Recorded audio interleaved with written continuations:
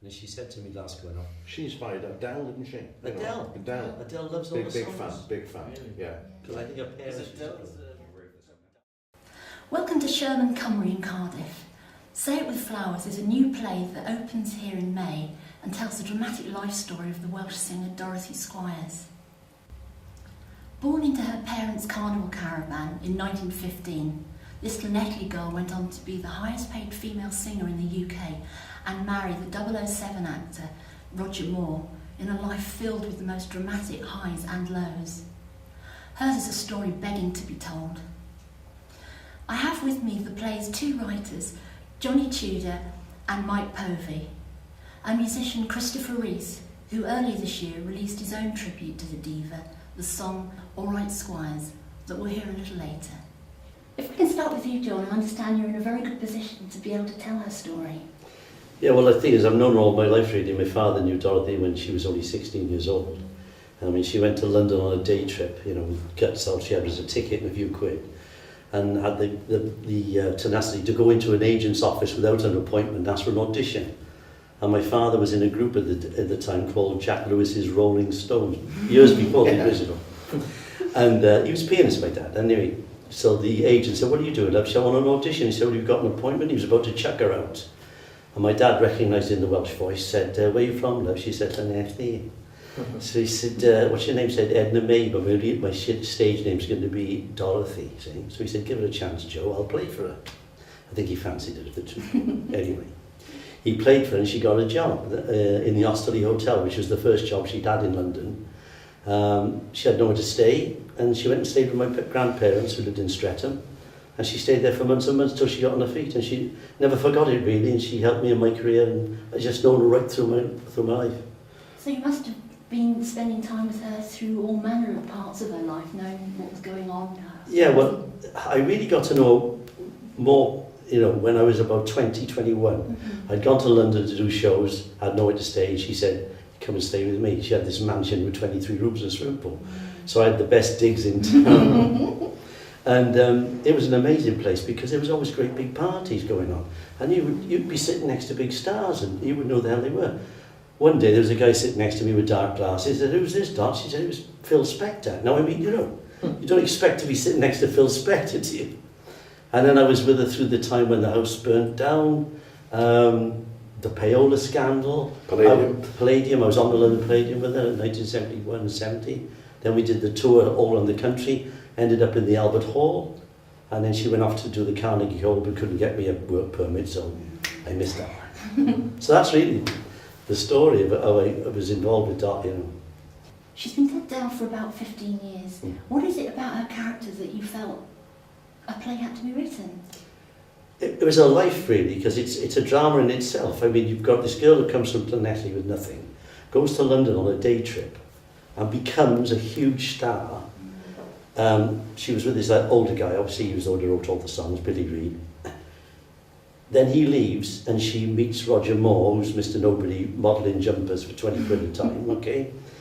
She decides to give up her business and promote him, takes him to America, makes him a star, or is one of the instigators making him a star, and then he leaves. So she's 10 years in the doldrums completely. She's given up her job. People don't, well, she thinks people won't remember her. Then she decides to make a comeback. Does the Palladium, and it's packed, and she has a second coming. Then she loses it all again. So it's like rags to riches twice. Yeah. So it's a wonderful story. Chris, you too found yourself fascinated by her and wrote a song about her. How long ago did you write it? A couple of years ago now, whenever that documentary that I believe it was BBC or ITV that Cerys Matthews narrated about Dorothy, and it was her life story. And it was on a Sunday evening, I think, and I just happened to come across it and flicking through the channels, and I immediately became drawn into this story. And they were talking about this character who grew up in Llanelli with, you know, working tin mines, and I'm obviously born in Llanelli, and I was immediately kind of drawn, going, who are they talking about? You know, and alluding to the fact that she was this massive celebrity and star, and I was like, I have no knowledge of anyone from Llanelli that had reached these kind of heights in music.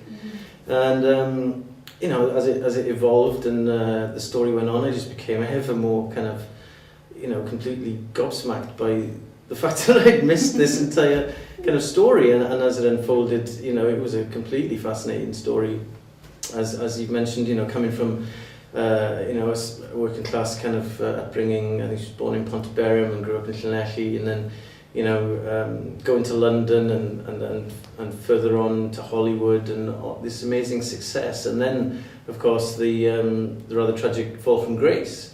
And, you know, as you were saying, you know, to me, it just struck me immediately that this was like a film waiting to be made. I mean, the life story itself is the stuff of Hollywood films. And, you know, as a songwriter, there was the various chapters within her life story that, you know, I tried to kind of capture in each individual verse, you know, her character, her kind of, you know, her talent as a performer, and her rather tragic fall from grace, I suppose. Mike, you're a triple BAFTA winner, and you've written for many programmes for TV, including Publicon and Mind to Kill. How did you set about tackling the subject of Dorothy? It's a big one. It is a big one, and it's like writing about Henry VIII, or there's lots of it. Yeah. And I think, you know, John's first efforts, the film and the stage play, indeed, I think he tried to put everything in. And I think the trick is, with any sort of historical figure, where there's so much stuff over so many years, you have to hone it down to a particular time and place that represents, it is a microcosm of, so we've concentrated on the mid-90s, when she came from Leeds, is it? Yeah, she was in Leeds after she lost her homeless, and she travelled down in a van to Trebanog in the valleys to stay with, given the house by S.B. Collins. And that's where we concentrate. So everything that emanates from that sort of framework, two old ladies together, if you like. So the play represents her life, but it is in one geographical location. Her looking back on her life through the young woman. And I think because we've been doing this, it seems like we've been doing it for 300 years. But we have in fact been doing it for a while. It's coming up to 5 years. And I've lost count of the number of drafts we've done.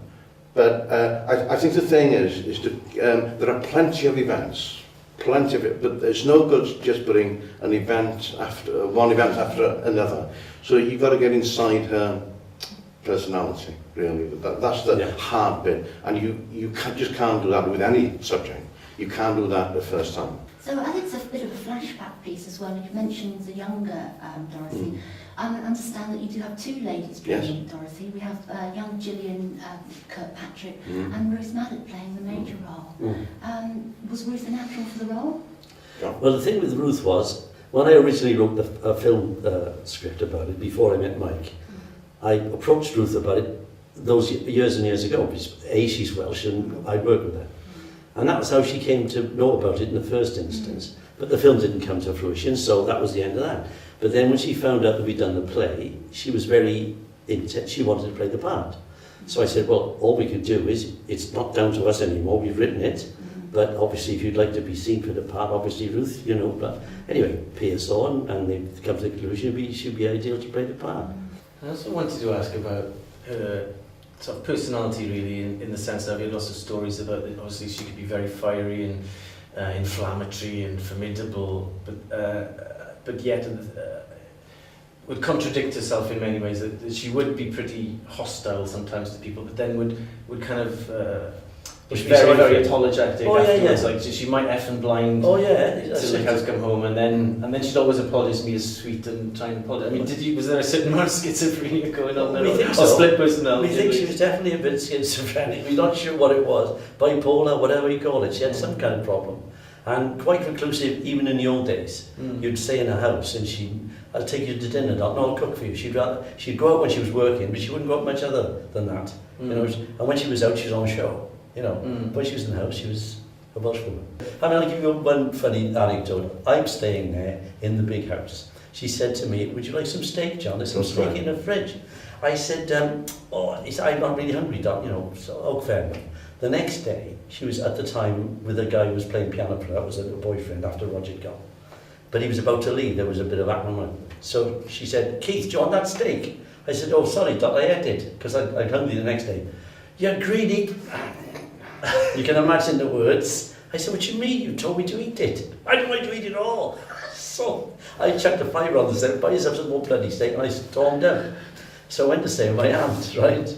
The thing is, she's looking for me everywhere. She's in the record company, she's in the agent's office, because she's sorry then, because that's what she was like. Because basically, she was a good woman, see, but she couldn't help this fiery temperament. But the language, unbelievable. And then again, in a similar vein, she was formidable, but it seemed like she was also very fragile, because obviously she was very sensitive to criticism or anything that was written in the press. Oh, yeah. So which would explain all the litigation and all the court cases. Well, we turned up one day and she's front page of the News of the World, payroll scam. So obviously, and that was Murdoch. She was on about Murdoch years before anybody. Yeah. You know, she... Say a bit about Roger Moore, the importance of Roger. The importance of Roger. And how it affected, say a bit about that, Yeah, the rest of her life. You know. Yeah, well, when Roger left, obviously you can think of a woman who's in love with this guy, he was 12 years younger. She's dedicated herself to making him a star. She spent all her money, she had $8 left when she married him in New York, and then she had to come back to England doing some more. And then he makes it big, as we all know, okay? And he went off with a younger woman, who's to say that it wasn't barrel of laughs living with Dot, she was hard work, but she's not only lost the lover and her husband, she's also feels hurt and betrayed because she's done everything for this guy and he's gone. You know, he's done it again now. He's left the one he left her for. You know, there's a good song there, isn't it? But you know, and so all her life then she had this thing about Roger. He'll come back to me, and when he does, I'll slam the door in his face. But she wouldn't have, of course. But what was so wonderful was at the end. He actually ran the Toy Pier Hospital. Say It With Flowers is at Sherman Cymru from the 15th of May to the 25th before it tours around for the rest of Wales.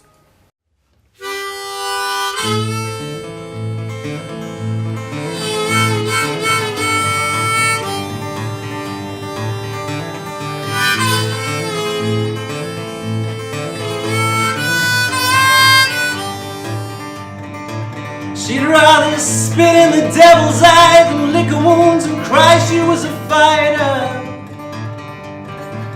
She'd rather lose it all in defeat and turn the other cheek. She'd take no prisoners. But alright, Squires, sing a song for me.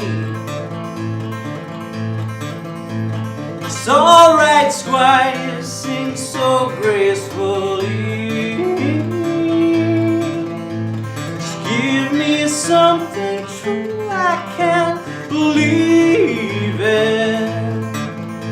Let's raise a glass and drink to Dorothy.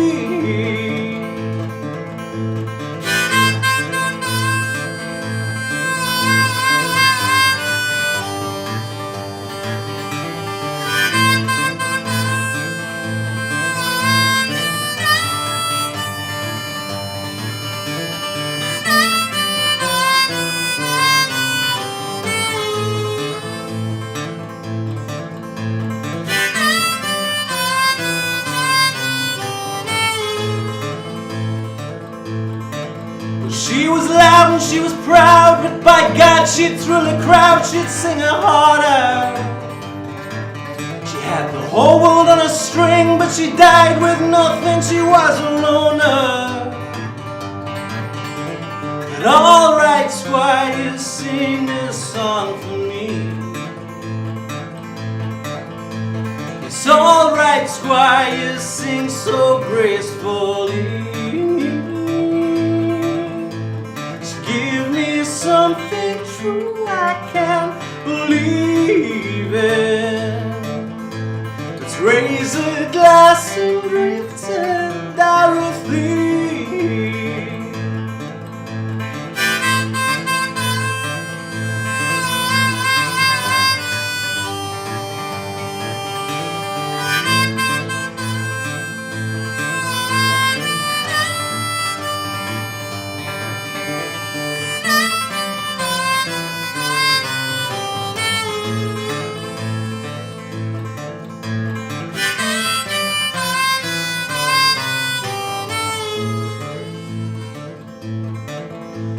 Vexation to the courts, my words she scrapped and forth, they tried to banish her.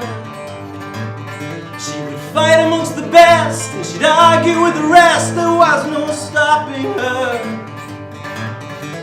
But all right, Squires, sing a song for me. It's all right, Squires, sing so gracefully. Give me something true I can believe in. Let's raise a glass and drink to Dorothy.